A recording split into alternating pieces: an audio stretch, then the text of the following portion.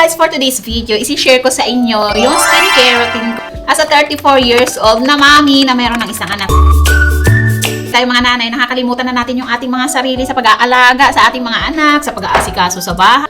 Ay talaga naman, di ba? Sobrang busy. Talagang nawawala na tayo ng oras para sa ating sarili. For today's video, so ayan, isi-share ko sa inyo yung mga ginagamit ko for almost 3 months na. Yes, 3 months na. Kasi before, hindi ako makagamit ng mga skincare. Kasi nga, syempre yung anak ko is pure breastfeed sa akin. So, natatakot akong gumamit ng mga kung ano-ano sa mukha. So, ayun na nga, yung skin ko, 3 months ago, is ganyan siya yung texture. Ayan, ilalagay ko. Ganyan yung texture ng skin ko 3 months ago. Ang dami ko talaga, as in, ang daming bump, ang daming mga pimples. So, dito sa part na to, talagang madalas ako magka-pimples gawa ng hormonal imbalance ko. And especially kapag magkakaroon ako ng menstruation, ayan, sobrang dami dito sa part na to.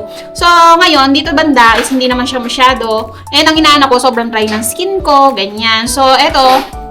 So, ngayon, okay na siya. Ayan. Sa ngayon, meron akong pimples dito na malaki, ayan. Kasi meron akong menstruation ngayon, meron akong buwan ng dalaw ngayon. So, talagang hindi maiiwasan yan sa ating mga babae na magkaroon na tagyawat dito sa mga ganito. So, ayun na nga, ang laki ng improvement ng skin ko since ginamit ko eto mga product na to. Yes, eto yung ginagamit ko. Medyo pricey siya. Yes, medyo pricey siya. Pero sobrang tipid. As in, ang tipid niya. So, ngayon, binigay ito ng asawa ko. Niregalo niya sa akin noong December. First week yata ng December, binigyan niya ako ng pera pambili daw ng skincare ko. Kasi sabi ko, nag-aano ako sa kanya daw yung ano ng skin ko, ganyan-ganyan. So sabi niya, sige bumili ka, bigyan kitang pera pambili ng skincare mo. And maganda itong nabili ko ngayon. As in, maganda siya sa skin, talagang sobrang hydrating niya. So ayan, wag na nating patagalin pa. First, ang ginagamit ko sa paghihilamos ng mukha ko is itong New Glow Babe Beauty White Soap. Yes, maganda siya. And mura lang ang isa nito. Mura lang ang isang pack na ganito. Meron ng 5 piraso. Ayan, sabon. Ang tagal niya matunaw. As in, ang tagal niya matunaw. Na talaga siya sa skin. After ko maghilamos, syempre, pag naligo ako, syempre, maghihilamos ako nito. After ko maghilamos, ang ginagawa ko yan, nag-a-ice ako. Yes, nag-yellow ako sa mukha. Nagpapahid ako ng yellow. Every morning, talagang natatanggal yung mga, yung parang bulging ko dito, yun, dyan sa mata ko. Yung puffiness ng mata ko is natatanggal talaga siya. And talagang nami-minimize yung mga pores ko. So, eto sa experience ko lang, yung skincare na isi-share ko sa inyo. Syempre, iba-iba naman tayo na skin type. So, hindi ko alam kung mag-work sa inyo and kung alin yung mag-work sa inyo and hindi. Ito pala yung ginagamit ko na toner. Ayan, Centella. Ito ang Centella Tone Brightening Booster Toner. So, matagal siya maubos kasi December, January, February na ngayon. So, magti 3 months na. Ayan pa, sobrang dami kong ginagamit. So, ang ginagawa ko is hindi na ako nagko-cotton sa kamay na lang. Kasi, ayun, wala akong cotton. So, nilalagyan ko lang yung mukha ko. Ayan, di ba? Sobrang kunti lang.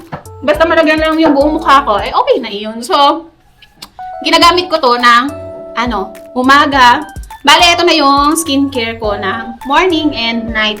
Bali, twice ko na siyang ginagawa or ginagamit sa mukha ko. And talaga namang nag-okay yung mukha ko. Talaga namang, at least kahit papaano, meron siyang improvement. Itong toner na to is, ayan, papatuyuin ko lang yung mukha ko konti. Yung hindi na siya yung parang basang-basa. And isusunod ko na itong Centella Tone Brightening Capsule Ampoule. Ayan. Ito yung serum na ginagamit ko. Sobrang tipid din. Kahit medyo pricey siya, pero matagal mo siyang magagamit. Para naman siyang mura lang. Kasi bumili ka nga ng mura lang, pero mauubos mo naman siya ng mabilisan, wala pang 1 buwan, ubos na. O, diba? Makaparami ka rin naman. Talagang, gagastos ka din naman talaga. So, ayan, nilalagay ko lang siya dyan. Isang patak lang. Kaya ang isang katutak. So, ayan. And ikakalat ko lang siya kasi mako-cover na niya yung buong mukha ko. Ayan. Hanggang leeg.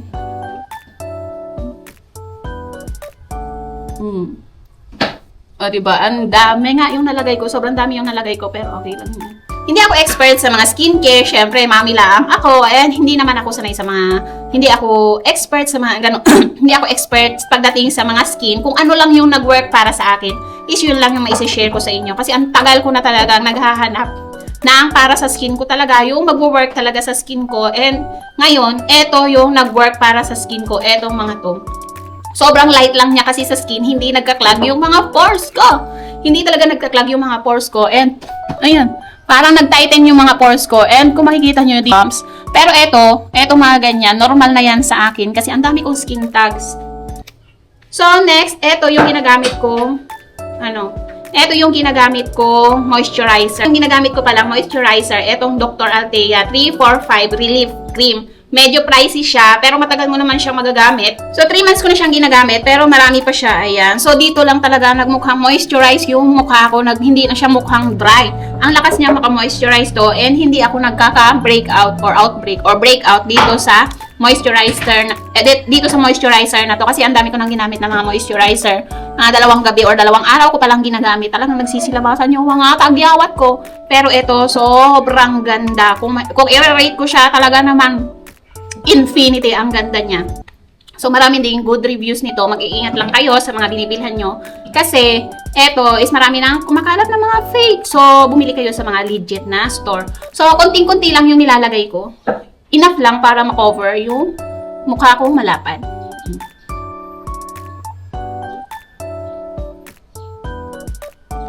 So, ayan, malaki yung aking ngayon. So, ayan, malaki yung tagyawat ko dito sa may bibig. Kasi nga, maano yung regla ko ngayon, pangalawang araw pa lang. So, ayan, ikakalat ko lang siya. Ayan. Okay na siya. Ito lang guys, yung skincare na ginagamit ko everyday. Ito yung skincare na ginagamit ko everyday, morning and night. Ito na talaga yung skincare routine ko. And kung magtataka kayo, bakit wala akong sunscreen? Yes, wala akong sunscreen na ginagamit kasi hindi pa ako nakakabili ng sunscreen, wala pa akong budget. And hindi ko alam kung anong klaseng sunscreen yung mag-work sa skin ko. Pero meron na akong gustong bilhin.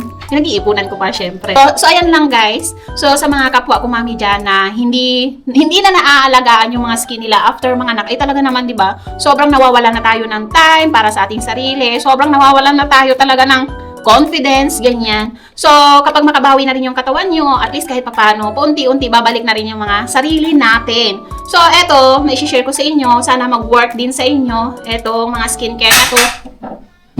Eto, mga skincare na to, sana mag-work din sa inyo. And, medyo pricey lang talaga siya, pero napakaganda niya. And matagal siyang maubos kahit medyo pricey siya.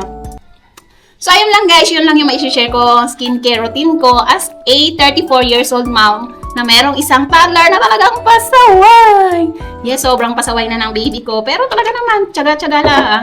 So, nag-iisa lang yan. Guys, sana humiyang din sa inyo yung mga skincare na ginagamit nyo. And talagang ma-boost yung inyong confidence ulit. Mabalik yung confidence nyo bilang mga mami. So, ayan. Hindi naman masama na kahit papaano alagaan din natin yung skin natin. Alagaan din natin yung sarili natin. Kasi naman talaga, nakakapagod talaga kapag sa bahay lang.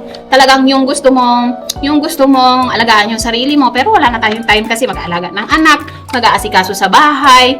Yung time na para sana sa sarili mo, ipapahinga mo na lang. As in, kahit nagpapahinga ka, ay talaga naman parang yung utak mo is nagtatrabaho pa rin bilang nanay. So, ayun na nga mga mima ko. Hopefully is makatulong sa inyo yung ganitong klaseng skincare routine. Napakasimple lang niya. Pero naman ay nakakatulong na maibalik yung confidence niyo sa inyong sarili. So, yun na nga mga mima ko. Thank you for watching. See you on my next vlog.